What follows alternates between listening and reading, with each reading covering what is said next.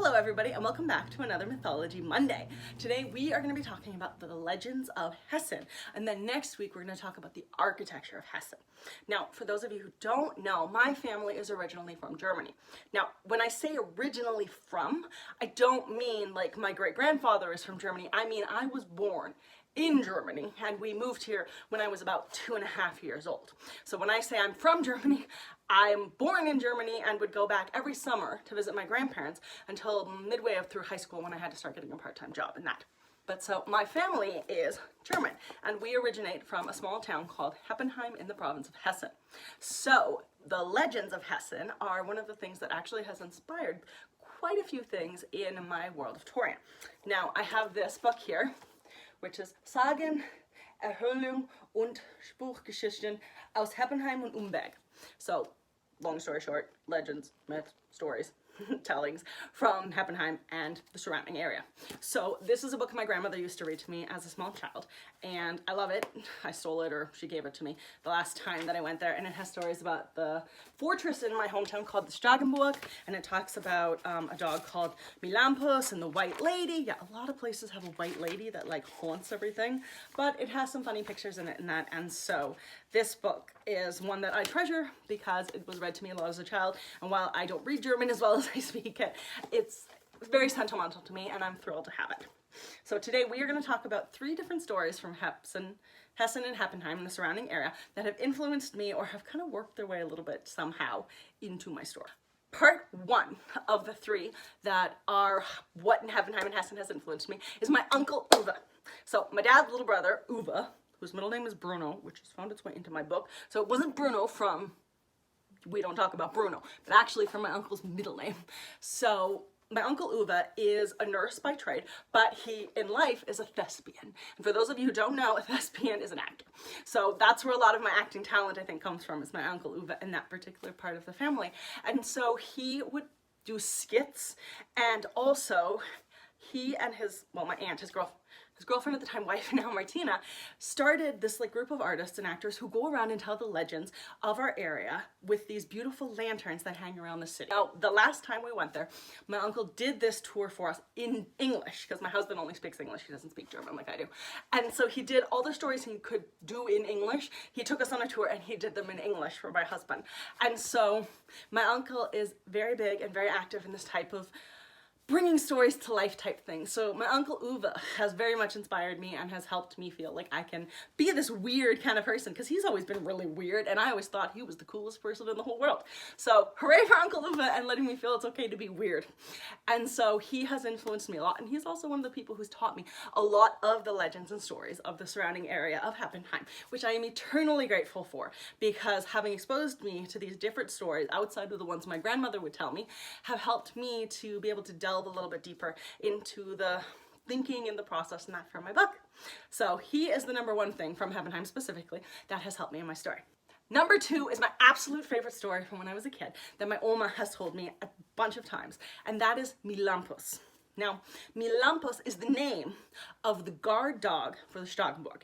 So the town of Heppenheim is this little village, and pretty much every town in Germany has a mountain that has a castle or a fortress on it. Schloss in German means castle.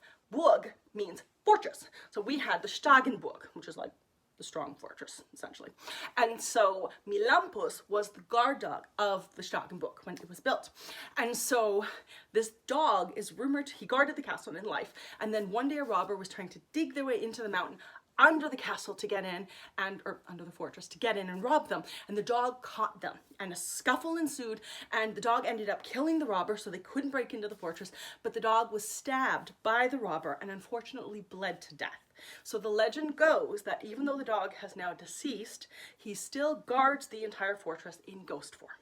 But the idea of a ghost guarding something, or a dog that, you know, it comes off as menacing but is doing something good, worked its way into my story in a couple of different ways. So there is a dog in my story that is perceived as being menacing, but is actually completely sweet and just wants to protect people. And I also have clearly a lot of ghosts. If you've read book 1, there are a lot of ghosts running around protecting people and doing random mischief. So the idea of a ghost guardian type thing has very much played into my story, although my ghost guardian is human as opposed to canine.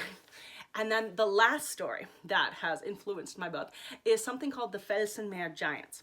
Now in Germany, where in my area, there's something called the Felsenmeer, and I don't know what Felsen translates to, but Meer is sea. So what it essentially is it's like a mountain that comes down, but where you would expect to see a river is actually all boulders. So it literally looks like someone just like dumped water, but instead of water, it was rocks. And it's these giant rocks that just look like a river cascading down the side of this mountain. And so you can hike on these, and they're beautiful. And when you stand at the top and you look down, it is amazing. And my uncle took me when my husband and I went after my oldest daughter was born, so we have her like in the front. We have pictures of us hiking this mountain with my 1-year-old in the front carrier, and we're all like, hi, big smiles with this baby who's like, but anyway, so what has inspired me from those is the story that is behind how this geological element came to be. And the legend goes that two giants got into a fight, and they were angry at each other, and they started throwing rocks at one another. And by the time they had killed one another with this battle, they were buried under these mountains of rocks, and that is where the Felsenmeer came from. So for me, the idea of giants throwing rocks is one of the two concepts that has made the founding of the Meere line. So the Meere, you'll remember, is the sorcerer line that deals with the earth and rocks and boulders and that. So my theory is these giants who existed in Europe at that time, who were able to throw rocks and boulders, had control over these rocks and boulders. And so they actually ended up in Taurian type place, mixed with the rock giants from the Neverending Story, and created the line of Meere, because if you can throw boulders at another giant, you clearly have control over rocks and dirt. So these are just some of the stories from Hessen. There are many, many more of them, but these are the main ones, and my uncle, of course, that have influenced my story and have worked their way into how I'm weaving parts of my story and that together. And I love that I come from this really ancient and old city, because I live in Canada right now. It's only like 175 or whatever years old. It was founded in 1867. My hometown in Germany, it's over 1,000 years old. Like the architecture and the stories and everything from there is literally over 1,000 years old. I think it's like 1,400 years old. So the ancientness of it is a lot of what I'm taking in with my story as well, because I love the idea of medieval Europe, and having actually gone in a town where I get to experience that is fantastic. So definitely come back next week. Next week I'm going to talk about the architecture and that ancientness in the town of Heppenheim in the province of Hessen, and how that has influenced my story as well when I was developing the kingdoms and that. So I hope you have a great Monday, and thanks for stopping by. Bye.